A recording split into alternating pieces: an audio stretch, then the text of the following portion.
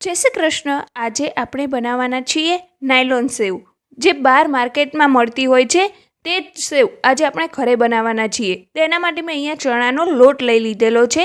એને ચાળીને સાફ કરીને લઈ લીધેલો છે. તમને આ ઘરઘંટીની દુકાને આસાનીથી મળી જશે આ ચણાનો લોટ. અને સાથે જ આપણે આમાં હળદર પાવડર એડ કરી દીધેલો છે આ ચણાના લોટમાં. અને સાથે જ આપણે મીઠું એડ કરી દીધેલું છે.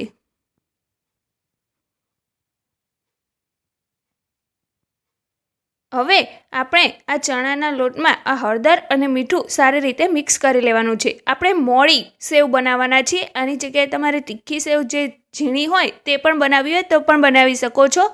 હવે આમાં આપણે તેલ એડ કરીશું, પણ તેલ આપણે બિલકુલ પણ ઠંડુ એડ કરવાનું નથી. એમાં ગરમ તેલ એડ કરવાનું છે, જેથી તમારી નાયલોન સેવ છે એ એકદમ પોચી બનશે, બહુ કડક નહીં બને અને બહાર માર્કેટ જેવી મસ્ત બનશે. તો પહેલાં આપણે તેલ ગરમ હતું એટલે આપણે હાથથી લોટને મિક્સ નહીં કર્યો, આ રીતે ચમચીથી મિક્સ કરી લીધેલો છે, જેથી આપણને ગરમ ના લાગે. હવે આપણે હાથથી મદદથી એને સારી રીતે મસળી લઈશું લોટને, અને બધો જ લોટ આપણે આ તેલ સાથે સારી રીતે કોટ કરી લઈશું. જો આ રીતે એને મિક્સ કરી લેવાનો છે લોટ સાથે તેલને. અને તમે આ નાયલોન સેવને ડબ્બામાં ભરીને રાખશો તો એને 8 દિવસ સુધી કશું થતું નથી.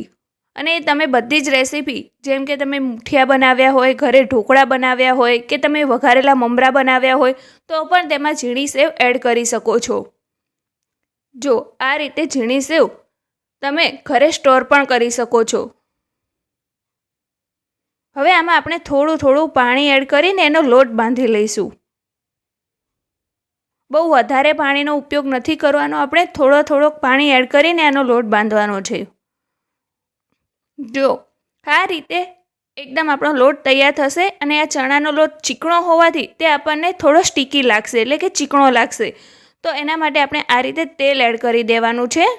અને તેલ એડ કરતી વખતે સાથે સાથે મેં આ જે આપણે ઝીણી સેવ બનાવવાનો સંચો છે તેને પણ તેલ લગાવી દીધેલું છે સારી રીતે. અને એની જે જાળી હોય એની ઉપર પણ લગાવી દીધેલું છે. અને સાથે જ આપણે તેલ ગરમ કરવા પણ મૂકી દીધેલું છે. હવે આપણે આ લોટને આ સંચામાં એડ કરવાનો છે. તો તેને પહેલાં આપણે મસળી લઈશું અને પછી ત્યારબાદ જ આ સંચામાં એને એડ કરીશું. જો આ રીતે આપણે હવે 2 હાથને આ રીતે તેલવાળા કરવાના છે, એટલે જે આ લોટ છે તે આપણા હાથમાં ના ચોંટે. અને હવે આપણે આમાંથી આખો લુવો લઈને અને આ રીતે એને મસળવાનો છે. જો આ રીતે આ પ્રોસેસ તમારે 4 મિનિટ સુધી કરવાની છે, આ રીતે મસળવાની. તો તમારી સેવ બહુ જ સરસ બનશે. જો તમે પહેલાં કરતાં તમારો જે લોટનો કલર જોશો તે એકદમ ચેન્જ થઈ ગયો છે, બદલાઈ ગયો છે. હવે આ લોટને આપણે આ સંચામાં ભરી દઈશું. જો આ રીતે દબાવીને એને ભરી દીધો છે મેં. જો આંગળીના મદદથી દબાવતા દબાવતા આપણે લોટને ભરી દીધો છે. અને હવે બંધ કરીને આપણે આ રીતે સેવ પાડી લઈશું. તો આવી રીતે સાઈડમાંથી જતાં જતાં આપણે સેવ પાડતું જવાનું છે. અને વચ્ચે આવે એટલે આ રીતે એને રિવર્સમાં કાં તો આ રીતે ઝારાના મદદથી એને લઈ લેવાનું છે ઉપર, એટલે વચ્ચે જાડી ના થાય સેવ અને બધી બાજુ સરસ રીતે ચડી જાય. આપણે વચ્ચેથી સેવ પાડતા પાડતા નહીં જવાનું, આ રીતે સાઈડમાંથી પાડતા પાડતા જવાનું છે.